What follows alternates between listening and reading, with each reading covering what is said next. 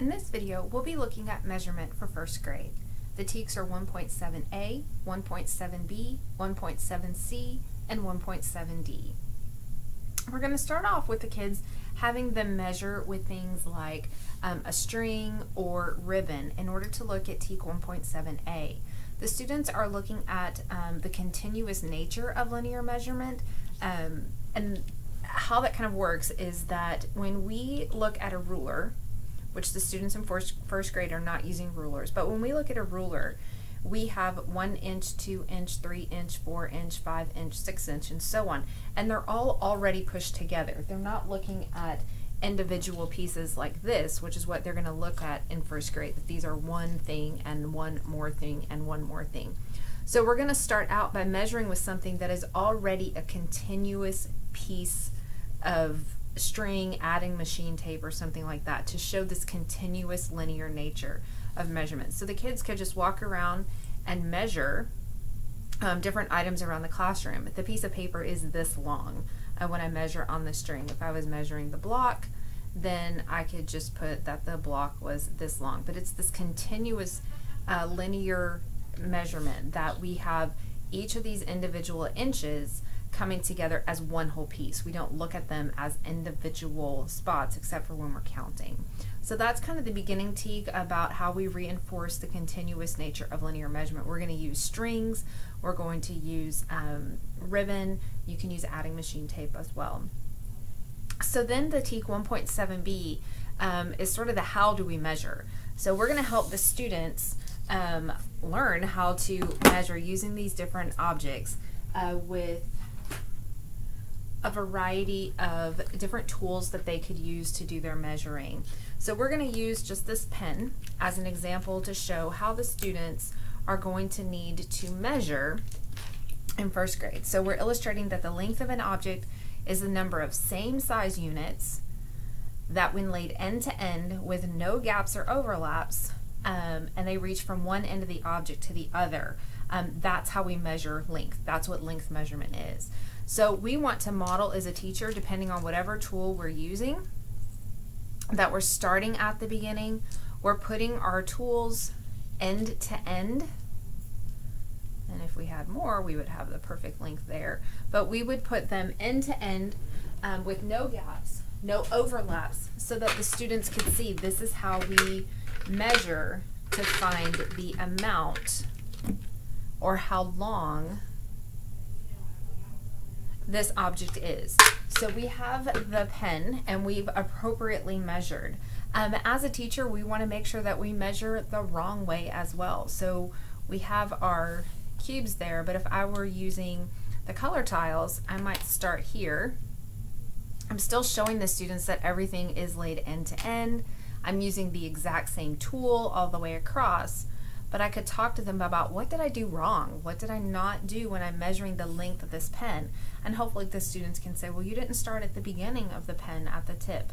So we would say, oh, well, if we moved it down, then we could say that it used 1, 2, 3, 4, 5, and almost 6 color tiles in order to measure the length of the pen. We would also want to show them that this is inappropriate and ask them why our pieces aren't pushed together. Another thing that we can do to really help the students understand that I have to use the same size objects or the same object when I measure is to give them something like this where they have a variety of tools that they could choose from in order to measure. If we're always giving them one tool, like just color tiles at their table, or just the cubes at their table, or just the paper clips at their table, we're missing out on the part of the TEK where they have to use the same sized units of length. We're just telling them what to measure with. So if we provide them with a variety, and we said, boys and girls, I need for you to measure the pen to find the length of how long that pen is, then they have this variety of choices, and hopefully we see the students taking all of the same piece like we did here with the little white cubes, or using the same object of the same size length in order to measure. And what we're not getting is a student going, oh, I'm going to use a color tile and another color tile, and I'm going to use a paper clip and a paper clip. Okay, these are not the same size units measuring across. and that's going to tell us a lot about whether or not the students get that one little part of the teak, but it's just as powerful. Another thing we want to help the students understand is that when we're looking at the efficiency of the tool that we're measuring with, it's not telling me a whole lot if I take this popsicle stick and I say, oh, the pen is 1 popsicle stick long. It's not the most efficient to give me the best idea of what I want to measure. So to be more precise, I want to use a smaller measure in order to help me with that. What we can kind of show them is that when we have something larger, like taking an iPad, and I can measure with either thing. I can measure with the cubes just like I did before, but this one might be appropriate to also measure with the popsicle sticks. It's 2 popsicle sticks long. It just depends on the object that we're measuring, and depending on how precise we want to be with our tool that we're measuring with. But it would not be appropriate to measure the pencil with the popsicle stick. As the students are doing their measuring,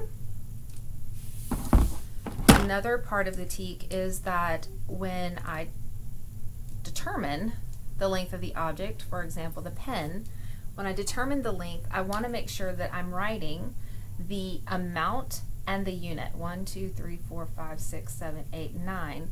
So I would write that the pen is 9 cubes long. That we want to include the amount and the unit. Every time that they're measuring, they have to include the unit. It might seem, if everybody's measuring the cubes, why do I need to write the unit? But we need to remember that later on they'll be measuring with a ruler. That could be inches and centimeters. And there is a difference between 9 inches and 9 centimeters in terms of measurement. So we want to make sure that the kids are just getting in the habit now of including the unit as well when they're working. We also are going to start establishing the idea of conversions. We're not doing conversions in first grade, but we're building a foundation. If I wanted to measure the pen in these blocks, I'm going to get fewer blocks for the same length of measure than I would with the little white cubes. So we want the students to understand that if I use a larger tool to measure, I'm going to get a smaller number. If I use a smaller tool to measure, I'm going to get a larger number. So these different size cubes, these would also be helpful in establishing that. You can also use different size paper clips in order for them to see I have the same thing, they're both paper clips, but when I use large paper clips, it might take me 5 paper clips to go all the way across, but when I use the little ones, it's going to take me 15 paper clips to go all the way across whatever object we're measuring. So we want to make sure that they're also measuring the same object in the same distance with 2 different units or 2 different lengths, and be able to describe why those are different. And it just has to do with the size of the object that we're using to measure with. If you have any questions on measurement, just email us.